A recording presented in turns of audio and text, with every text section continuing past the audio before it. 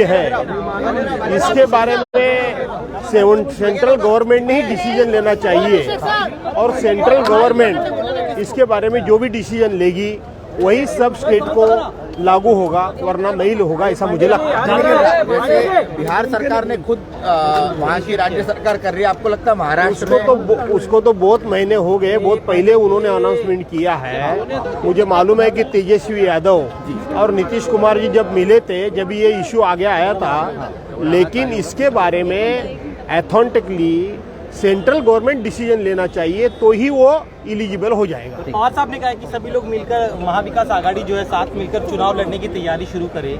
आप तीनों ही बड़े दल हैं, क्या ऐसे में अगर आप साथ में आते हैं तो क्या शिवसेना कुर्बानी देने के लिए तैयार है अगर गठबंधन साथ में लड़ते हैं? ऐसा है कि लोकशाही बचाना है, डेमोक्रेसी बचाना है, तो अभी महाविकास आघाड़ी करके ही इलेक्शन लड़ना उचित होगा और इलेक्शन एक साथ में लड़े तो भारतीय जनता पार्टी को हम लोग अच्छी तरह उनके खिलाफ फाइट कर सकेंगे।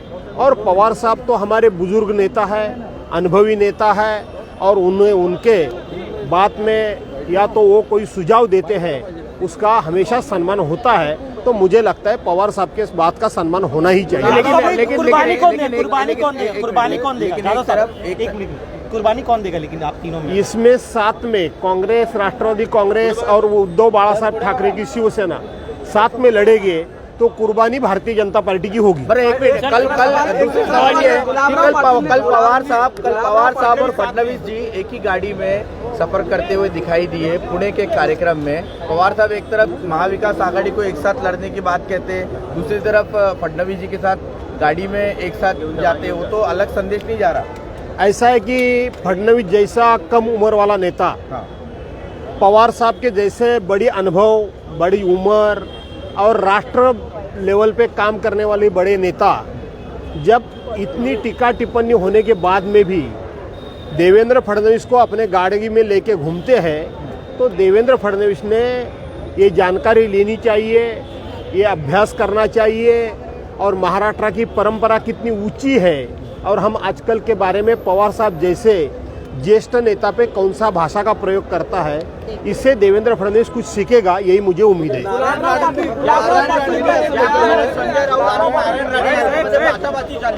गुलाबराव पाटील ने कल एक बयान दिया जिसमें संजय राऊतांनी भेटायला गेलो उद्धव ठाकरेंना असं नारायण राणे म्हणतायत, तर त्यांची पोलखोल होईल, त्यांना मातोश्रीवर येऊ देणार पण नाही असं म्हणतायत।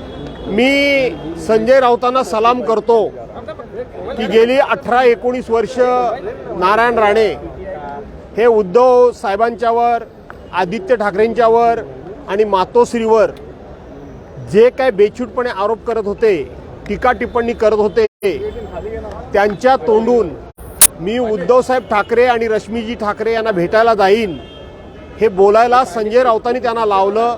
त्याबद्दल संजय राऊतांना मी धन्यवाद देतो, त्यांना मी सलाम करतो आणि शेवटी नारायण राणेंना कळून चुकलेलं आहे की मातोश्रीवर गेल्याशिवाय आपला तरुणोपाय नाही, याचा मला आनंद आहे। कोकणातल्या खासदारकीच्या जागेवर नंतर टोलेबाजी झाली, थोडे त्यामध्ये राजकीय नेत्यांवरती चर्चा दिसते, असं आहे का आता राज्यसभेवरती तिकडून पाठवण्यात लोकसभेवरती तुमचं नाव असेल पुढे?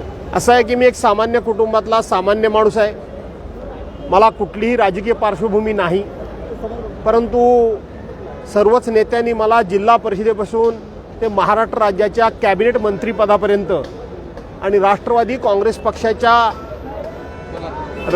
राज्याच्या अध्यक्षपदापर्यंत आणि शिवसेनेपर्यंत तेच नेते ठरवतील की उद्या राजकीय कोणत्या व्यासपीठावर जायचं, मी पार्लमेंटच्या व्यासपीठावर जायचं की विधिमंडळाच्या व्यासपीठावर राहायचं, हे त्या नेते ठरवतील। परंतु जिथे कुठे मी जाईन तिथे त्या पक्षाचं आणि त्या माझ्या कोकणाचं नाव मात्र उंचवल्याशिवाय मी राहणार नाही, एवढंच सांगतो। संदर्भामध्ये सुप्रीम कोर्टामध्ये सुनावणी पार पडणार आहे, काय वाटतं तुम्हाला? ज्या पद्धतीने हे सरकार स्थापन झालं, आता सर्वोच्च न्यायालयामध्ये उद्या या संदर्भामध्ये सुनावणी पार पडणार। असं आहे की कोर्टामध्ये काही सुनावणी असेल तर त्याच्यावर टीका टिप्पणी करण्याची काय करू नये असं सर्वसाधारणपणे संकेत आहेत, परंतु लोकशाही वाचवायची असेल तर कोर्टानं ज्याचा न्याय असेल त्याला द्यावा। शेवटी आज जे 40 आमदार फुटून दुसऱ्या पक्ष त्याने वेगळा गट केलेला आहे, त्यांना मूळ एबी फॉर्म कुणी दिला? तो उद्धव बाळासाहेब ठाकरेंनी दिला. ते कोणत्या निशाणीवर लढले? तर धनुष्यबाण या निशाणीवर लढले. आणि पक्षांतर्गत बंदीविरोधी कायदा काय सांगतो? शेड्यूल 10A काय सांगतं? सुप्रीम कोर्टानं निर्णय कोणाच्या बाजूने द्यायचा यापेक्षा लोकशाही जर वाचवायची असेल, संसदीय कार्यप्रणाली टिकवायची असेल, तर ज्यांनी कुणी पक्ष फोडला त्यांना अद्दल घडवून देशामध्ये लोकशाही जिवंत आहे, देशामध्ये बाकी यंत्रणा भ्रष्ट झाल्या तरीसुद्धा न्यायव्यवस्था आजही न्यायाच्या बाजूने उभी राहते, असा निर्णय सुप्रीम कोर्टाने द्यावा एवढीच मी अपेक्षा करेन. सर, महाविकास आघाडी समोर एका भाजपच्या विरोधात लढते, परंतु पंकजा मुंडे म्हणतात की आता बाहेर जर पडायचं असेल तर सन्मानाने बाहेर पडणं चांगलं राहील, कारण एकंदरीत राजकारण बघता त्यांची अशी मानसिकता आहे की त्यांना आता बाहेर पडायचं आहे, परंतु तो सन्मान त्यांना त्या ठिकाणी मिळत नाही. काय म्हणतात? असं आहे की भारतीय जनता पार्टीचा गेल्या 5 वर्षांचा जर आपण राजकीय इतिहास पाहिला तर दुसऱ्या पक्षातले नेते हे आपल्या पक्षामध्ये घ्यायचे आणि आपल्या पक्षामध्ये त्यांना उच्च पदं द्यायची, पक्षीय पदं द्यायची, मंत्रीपदं द्यायची. आणि आमचा पक्ष किती वाढलाय आणि ज्या पक्षातून हे नेते घेतले तो पक्ष किती वीक झालाय, हा पक्ष किती कमजोर झालाय हे दाखवण्याचा प्रयत्न करायचा. परंतु त्याचबरोबर आपल्याच पक्षामधले मूळ नेते अनेक अस्वस्थ आहेत. विनोद तावडेंचं तिकीट का कापलं गेलं? प्रकाश मेहतांचं तिकीट का कापलं गेलं? चंद्रशेखर बावनकुळेंचं तिकीट का कापलं गेलं? पंकजा मुंडेंना कुणी पराभूत केलं? आणि म्हणून पंकजाताई मुंडेंची अस्वस्थता ही स्वाभाविक आहे. पण एवढंच मी सांगतो की पंकजाताई मुंडेंच्या पाठीमागं स्वर्गीय गोपीनाथराव मुंडेंचे आशीर्वाद आणि त्यांनी समाजाकरता केलेली काम आणि ती ताकद आहे. पंकजाताई मुंडे जोपर्यंत संयम ठेवून आहेत तोपर्यंतच ठीक आहे.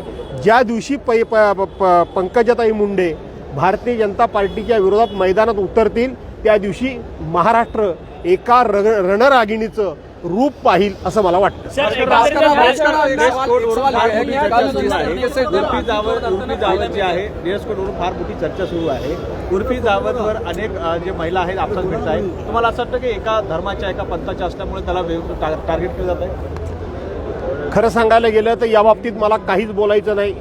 ना उर्फी जावेदच्या बाबतीत बोलायचं, ना चित्राताई वाघांच्याबद्दल बोलायचं. उर्फी जावेद आणि चित्राताई वाघ यांची चांगल्या प्रकारची त्या ठिकाणी जुगलबंदी सुरू आहे. त्या दोघींना माझ्या शुभेच्छा. जनगणना करण्याची मागणी जी आहे ती वरचढ धरत आहे.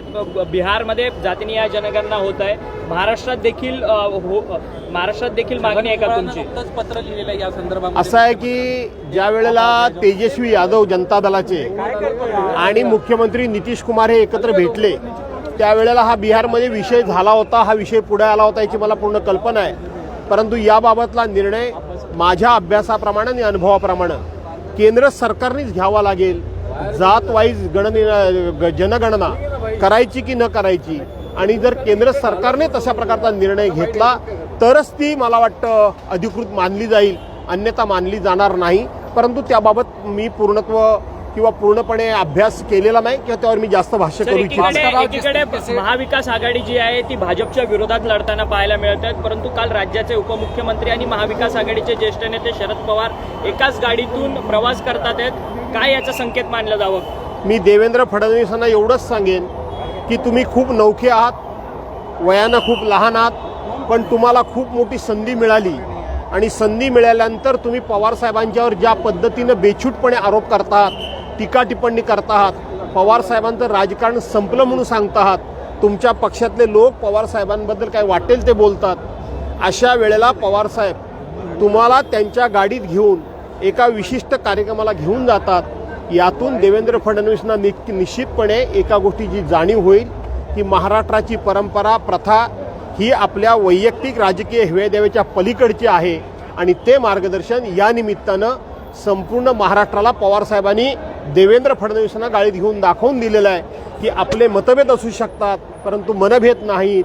महाराष्ट्राची परंपरा सर्वांनी राखा अशा प्रकारचा पवारसाहेबांनी देवेंद्र फडणवीसांना आपल्या गाडीत घेऊन एक संदेश दिलेला आहे. खूप मोठा उच्च संदेश दिलेला आहे. भास्करराव, एक सवाल है। गुलाबराव पाटिल ने कल अपने विधानसभा क्षेत्र में बयान दिया और कहा कि इस देश में रहना होगा तो वंदे मातरम कहना होगा, और मैं ओवैसी के कुत्तों को विधानसभा में भी बता दिया कि यही काम करना होगा। इस तरीके की भाषा जो, उसको कैसे देखते हैं आप? ऐसा है कि आप मुझे 2-3 बार गुलाबराव पाटिल के बारे में पूछने का प्रयास किया, मैं उसका जवाब नहीं दे रहा था, क्योंकि आजकल जो कोई लोग जिस भाषा का प्रयोग करते हैं तो वही भाषा उनके लिए शोभा देती है, तो उन्हें मैं बधाई देता हूं कि आप ऐसा ही भाषा का प्रयोग करते रहिए।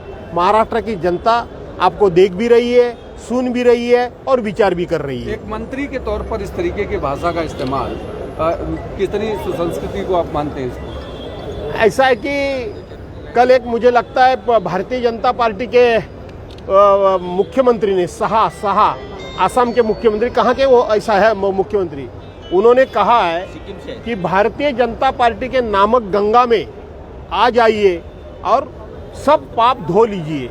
इसका मतलब भारतीय, तुम कितना भी पाप करो, कितनी भी गलत बात करो, कौन से भी भाषा का गलत प्रयोग करो, किसके बारे में कुछ भी बोलो, किसके बारे में कुछ भी इंक्वायरी लगाओ, लेकिन भाजपा के साइड में तुम आ गए तो तुम धुले जैसे हो जाओगे, साफ सुथरे हो जाओगे। हमारी गंगा यह आपको साफ सुथरा करेगी। तो आज के बारे में सभी मंत्री भारतीय जनता पार्टी के बाजू में है, वो कुछ भी बोलेंगे तो साफ सुथरा ही दिखाई देंगे। धन्यवाद। हे पळालं काहीतरी